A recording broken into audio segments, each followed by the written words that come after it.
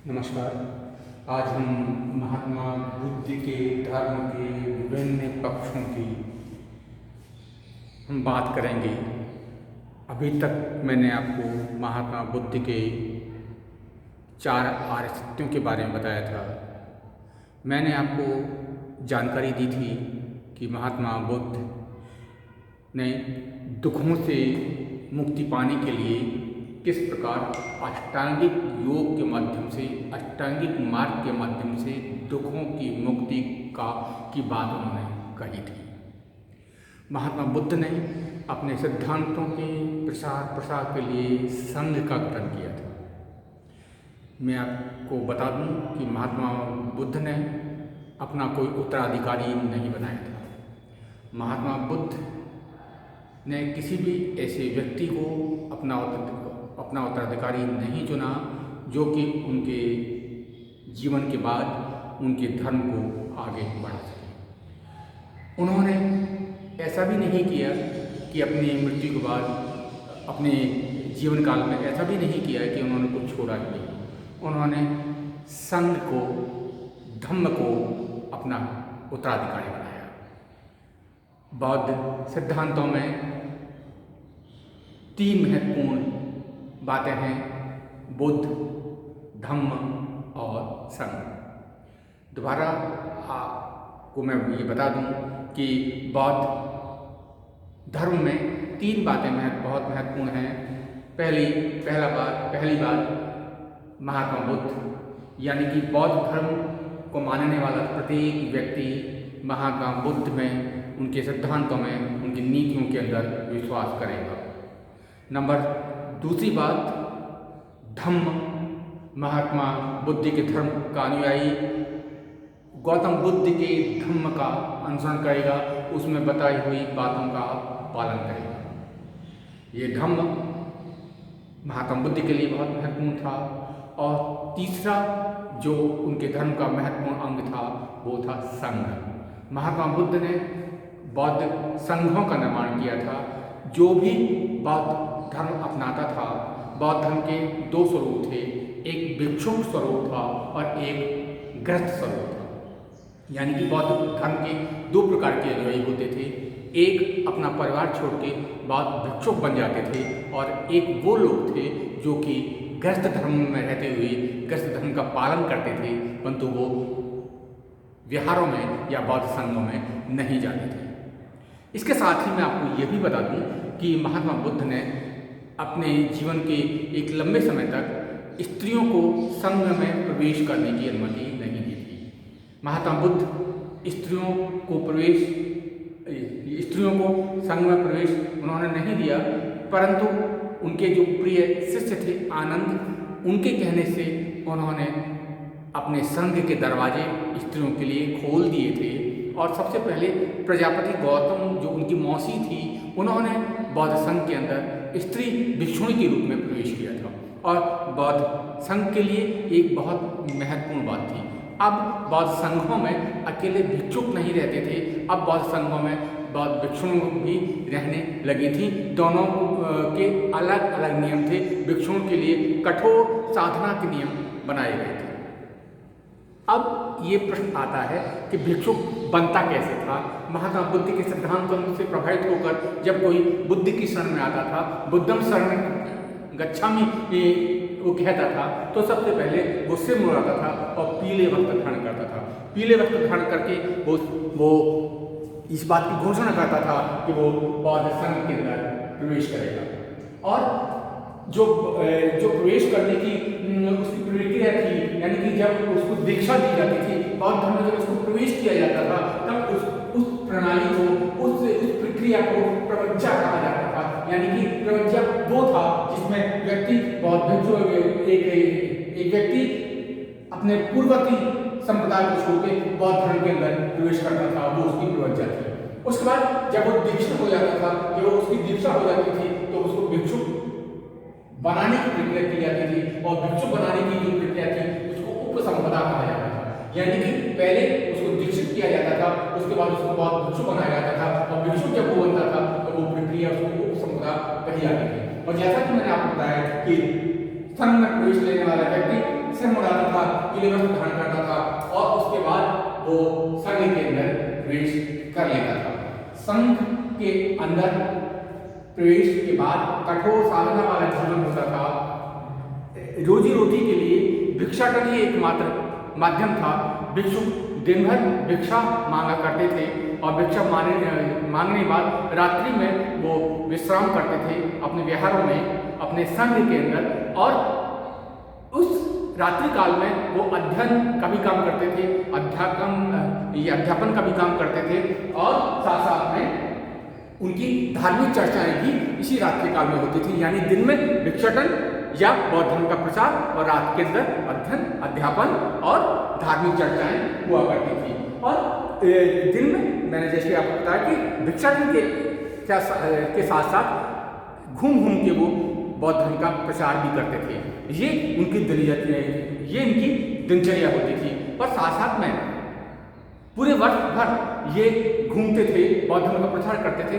वर्षा काल के अंदर, वर्षा ऋतु के अंदर वो एक स्थान पर रुक जाते थे, यानी कि 4 महीने उनका विश्राम होता था किसी संघ के अंदर और बाकी 8 महीने वो घूम घूम के बौद्ध धर्म का प्रचार करते थे और साथ साथ में अपना अध्यापन और मनन चिंतन का काम भी उनका रहता था। तो प्रत्येक जो भिक्षु होता था बौद्ध धर्म के अंदर जो प्रवेश करता था वो उसको बौद्ध धर्म के प्रति निष्ठा की शपथ लेनी पड़ती थी, धर्म के प्रति निष्ठा की शपथ लेनी पड़ती थी और संघ के प्रति भी उसको निष्ठावान होना था। यानी कि वो बुद्ध की शरण में आया है, धर्म की शरण में आया है और संघ की शरण में आया है। बुद्धम शरणं गच्छामि, धम्मं शरणं गच्छामि और संघं शरणं गच्छामि। और साथ साथ में प्रत्येक व्यक्ति को, यानी कि उस संघ के अंदर सम्मिलित होना, जो भी बौद्ध भिक्षु बनता था, जो संघ में आना चाहता था, बौद्ध मठों में आना चाहता था, उसके लिए किसी भी प्रकार के बंधन नहीं थे, यानी किसी प्रकार के जातिगत बंधन नहीं थे। कोई भी व्यक्ति स्वेच्छा से उस संघ के अंदर प्रवेश कर सकता था, यानी कि उसके ऊपर कोई जाति बंधन नहीं होते थे, स्वेच्छा से उस संघ में आ सकता था। और इस संघ का जो संचालन होता था पूरी तरह लोकतांत्रिक तरीके से होता था। इन बौद्ध भिक्षुओं में से ही अधिकारी नियुक्त करे जाते थे और प्रत्येक समस्या का समाधान वो आपस में बैठ के लोकतांत्रिक तरीके से उस समस्या का समाधान करते थे। यानी कि बौद्ध भिक्षुओं की जो परंपरा थी, बौद्ध संघों का जो संचालन होता था पूरी तरह गणतंत्रात्मक थे। तो आपसी सहमति से वो आपसी विवादों का संचालन और संघ का संचालन किया करते थे। परंतु आपको मैं ये बता दूं कि प्रत्येक व्यक्ति, मैंने आपको बताया कि जाति बंधन से रहित कोई भी व्यक्ति संघ के अंदर आ सकता था, परंतु इसका ये मतलब नहीं था कि प्रत्येक व्यक्ति आ सकता था। कुछ प्रतिबंध थे, कुछ ऐसे व्यक्ति, कुछ ऐसे लोग संघ के अंदर नहीं आ सकते थे, उनका संघ के अंदर प्रवेश करना वर्जित था। कौन कौन लोग प्रवेश नहीं कर पा सकते थे? 15 वर्ष से नीचे के बच्चे, यानी कि संघ के अंदर वही आ सकता था जिसकी आयु 15 वर्ष या 15 वर्ष से अधिक हो चुकी है। छोटी उम्र के बच्चे संघ के अंदर प्रवेश बिल्कुल नहीं पा सकते थे। इसके अलावा दास संघ के अंदर नहीं आ सकते थे, सैनिक संघ के अंदर नहीं आ सकते थे, जो ऋणी होता था, जो कर्जवान होता था, जिसके ऊपर कर्ज होता था, वो संघ के अंदर नहीं आ सकता था, रोगी नहीं आ सकता था, अपराधी नहीं आ सकता था। जिन लोगों को माता पिता संघ के अंदर प्रवेश करने की अनुमति नहीं देते थे, उनका भी प्रवेश वर्जित था और छोटे बच्चे भी संघ के अंदर नहीं आ सकते थे। मैं स्पष्ट कर दूं, संघ के प्रवेश के लिए माता पिता की अनुमति बहुत जरूरी होती थी। जिन लोगों को माता पिता की अनुमति नहीं मिलती थी वो लोग बौद्ध संघ के अंदर प्रवेश नहीं कर सकते थे। इसलिए बौद्ध संघ में आने वाला प्रत्येक व्यक्ति माता पिता की सहमति से ही संघ में आ सकता था। तो मैंने आपको दोबारा बता दूं कि वो कुछ ऐसे प्रतिबंध थे जो कुछ लोगों को संघ के अंदर आने से, बौद्ध संघ के अंदर आने से रोकते थे। वो कौन होते थे?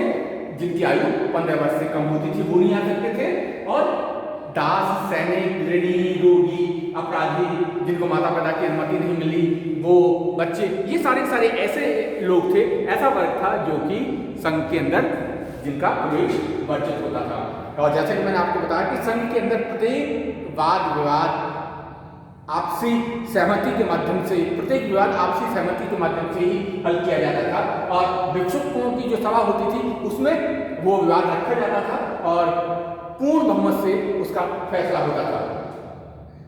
महीने में दो बार प्रतिपूर्ण चंद्र के समय और दूसरी बार प्रतिपदा जो आती थी उसमें उपवसत नामक एक अधिवेशन होता था। बौद्ध संघ में एक उपवसत नामक एक अधिवेशन होता था। कब होता था? महीने में 2 बार होता था, या फिर पूर्णमासी को होता था, या प्रतिपदा के दूसरे दिन होता था उपवसत नामक यह अधिवेशन। और इसमें प्राप्ति भोज प्राप्ति मोक्ष नामक एक पाठ किया जाता था, यानी कि भिक्षुओं को जो नियमावली होती थी, जिन नियमों का उनको पालन करना पड़ता था, उनको उसमें पाठ करना पड़ता था। इसके साथ साथ इस जो उपवसत होता था उसमें प्रत्येक भिक्षु 15 दिन के अंदर जो उसने काम किया है उन कामों का विवरण वो पेश करता था, यानी कि वो उनको दोहराता था 15 दिन में ये काम किए हैं।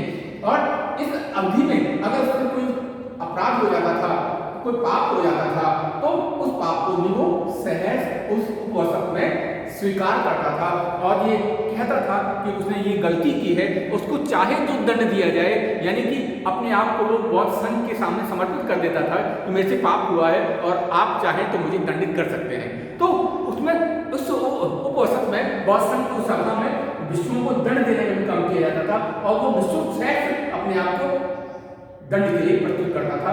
दंड इस तरह दिया जाता था जिस तरह का अपराध हो। अगर गंभीर अपराध किया है तो सजा उतनी ही गंभीर होती थी, अगर अपराध कम है, हल्का है, गंभीर नहीं है तो उसको कम तरह का दंड दिया जाता था। यानी कि एक तरह का ये न्यायालय भी होता था, उपवसत एक तरह का न्यायालय भी होता था। भिक्षुओं को अपने कार्यों का ब्यौरा भी प्रस्तुत करना पड़ता था। एक तरह का ये एक उनका लोकतांत्रिक ढांचा था उपवसत, जहां वो अपनी सारी विवादों का हल करते थे, अपने जो मतभेद थे उनका फैसला करते थे, धार्मिक चिंतन भी करते थे, अपने पापों को स्वीकार भी करते थे। और इस तरह बौद्ध संघों की जो कार्य प्रणाली थी बहुत लोकतांत्रिक थी, गणतंत्रात्मक थी। उसमें किसी व्यक्ति के आदेश नहीं चलते थे, उसमें सबकी सहमति से ही निर्णय लिए जाते थे। प्राचीन भारत की ये लोकतांत्रिक पद्धति निश्चित रूप से आश्चर्यजनक है। उस युग में जब लोकतंत्र जैसा शब्द शायद नहीं रहा होगा, उस युग में भी भारत के अंदर बौद्ध संघों में आपसी सहमति से निर्णय लिए जाते थे, आपसी सहमति से दंड दिए जाते थे, आपसी सहमति से नियम बनाए जाते थे। और इसके साथ साथ भी भिक्षु की जो संपत्ति होती थी वो संपत्ति उसकी व्यक्तिगत संपत्ति नहीं होती थी। जो भी उसने अर्जित किया है, जो भी उसको भिक्षा पात्र से मिला है, वो सारा का सारा उसकी संपत्ति नहीं मानी जाती थी, बल्कि संघ की संपत्ति मानी जाती थी। ये इस तरह महात्मा बुद्ध के संघ का गठन था और इन संघों ने बहुत लंबे समय तक बौद्ध धर्म के प्रसार के लिए अपना महत्वपूर्ण योगदान दिया था। और ये भी कहना कोई बड़ी बात नहीं होगी कि दुनिया के विभिन्न क्षेत्रों में जो बौद्ध धर्म का प्रसार हुआ उसमें इन बौद्ध संघों की भूमिका बहुत महत्वपूर्ण रही थी।